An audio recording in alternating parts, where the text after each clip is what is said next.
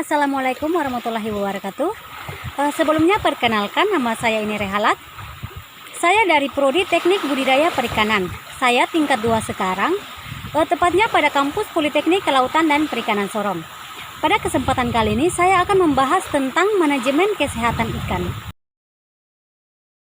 Manajemen kesehatan ikan, tentunya kita perlu mengetahui patogen utama dalam budidaya, yang menyangkut virus, bakteri, jamur, dan parasit.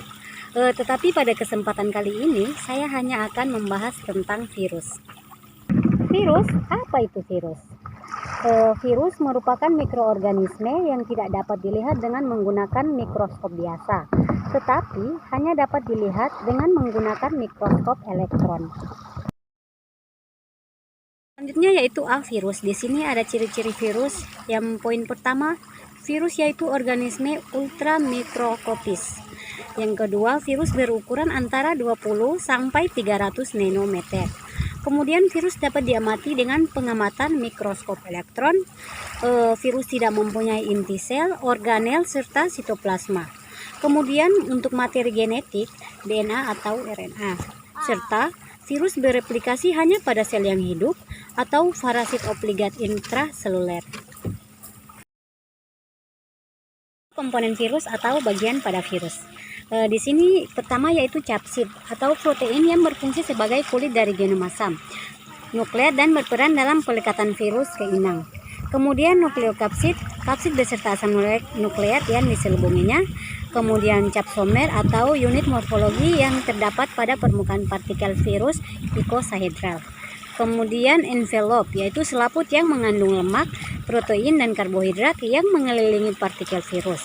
Envelope sendiri diperoleh selama pematangan virus pada waktu pertunasan atau budding melalui sel selaput inang. Kemudian spike atau penonjolan, glikoprotein yang mungkin ada pada envelope virus yang berfungsi membantu pelekatan virion pada reseptor sel inang yang rentan. Yang terakhir yaitu virion, seluruh partikel virus secara lengkap berfungsi untuk memindahkan asam nukleat virus dari satu sel ke sel lainnya. Itu morfologi virus. Untuk morfologi virus sendiri dapat dilihat pada gambar bentuk virus di atas. Untuk bagiannya ada kepala heksagonal atau bersisi 6, serta pada bagian ekor terdapat seludang kontraktil, piringan dasar, serta serawut ekor. Untuk komposisi virus yang pertama ada protein, lemak, serta karbohidrat. Itu bentuk virus yang dapat kalian lihat pada gambar di atas. Di situ ada multiple virion yang terdiri dari banyak bagian, isokahedral, helikal, enveloviral, serta herpes virus.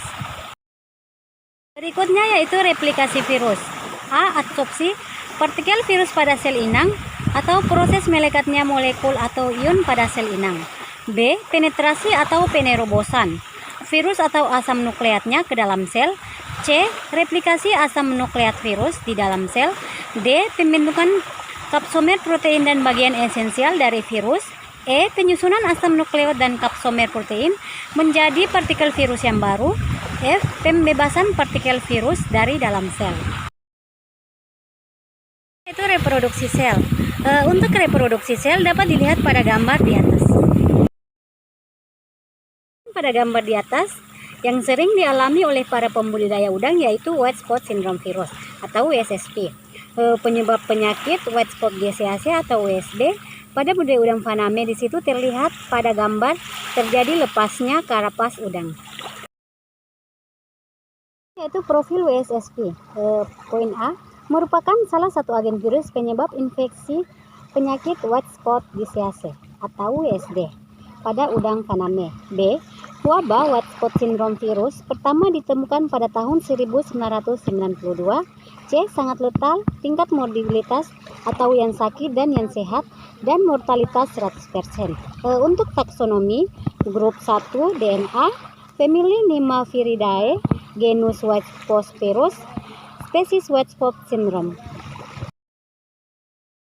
Morfologi A. Rodsapia denavirus double stranded. B. Panjang partikel virus envelope 240 sampai 380 nanometer, diameter 70 sampai 159 nanometer. C. Panjang inti nukleokapsid yaitu 20 sampai 205 nanometer, diameter 95 sampai 165 nanometer.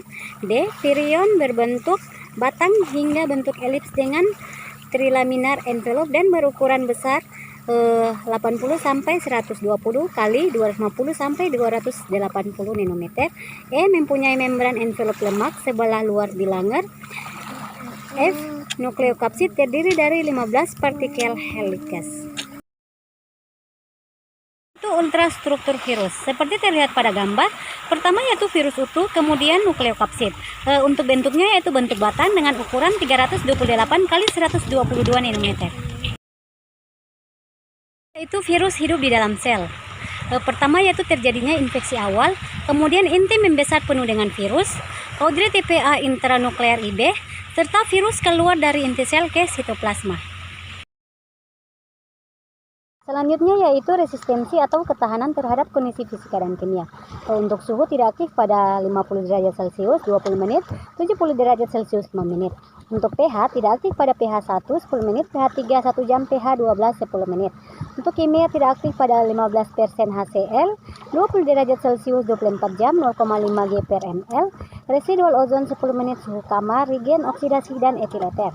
Disinfektan tidak aktif pada 100 ppm sodium hipoklorit 10 menit dan 10 ppm povidon iodin 30 menit, 75 ppm benzalkonium klorid 10 menit. Kemudian untuk ultraviolet tidak aktif pada 105 Ws per cm 60 menit selama 5 hari, suhu 28 derajat Celcius. Lebih lama lagi pada suhu yang lebih rendah, hidup dalam air pada tambak yang terkena outbreak kira-kira selama 4 hari pada suhu 25 sampai 28 derajat Celcius.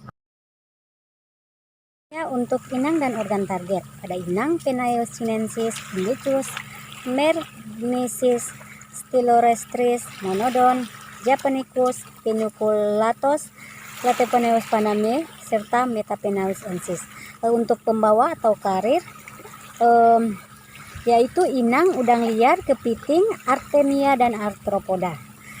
Organ target atau organ yang biasa diserang, yaitu jaringan eksodermal atau lapisan luar dan mesodermal atau lapisan tengah, meliputi limfoid, usus, insang, kulit, serta hepatopankreas. Berikutnya yaitu pola penyebaran. 1. Impor induk, negara-negara Amerika atau induk dan benur. 2. Impor benur, dari Cina ke Jepang tahun 1993, dari Thailand ke India dan Malaysia. 3. Impor udang beku dari Asia ke Amerika 1999 WSSS karena impor ilegal. 4. Lingkungan atau air, penyebaran lokal virus tahan selama 3-4 hari di air. 5. Vertikal, yaitu bukan di dalam sel udang, kemudian hanya menempel di dinding telur, disinfeksi telur. 6. Horizontal, karir atau pembawa meliputi udang liar, kepiting, dan lain-lain. Kemudian air, virus tahan selama 3-4 hari di air. Gejala klinis. Pertama, penurunan nafsu makan, udang tampak lemah dan berenang ke pinggir tambak. Kemudian kutikel menjadi longgar. Secara presumtif dapat dilihat adanya bintik atau noda putih berdiameter 0,5 sampai 2,0 mm, terutama di bagian dalam karapaks karena adanya deposit garam-garam kalsium. Bila sudah parah, bercak putih menyebar sampai ke seluruh tubuh udang. Kemudian karapaks mudah lepas, tubuh pucat dan kemerahan, serta udang mengalami kematian massal dalam tempo singkat selama 1-3 hari. Itu bentuk bercak putih. Untuk bentuk bercak putih dapat kita lihat pada gambar di atas. Gambar yang terlihat di situ adalah untuk deteksi WSSP. Pertama yaitu presumtif, bercak putih di tubuh udang atau karapas udang. Kemudian definitif, histopatologi, mikroskop elektron, DNA, probe, dan PCR.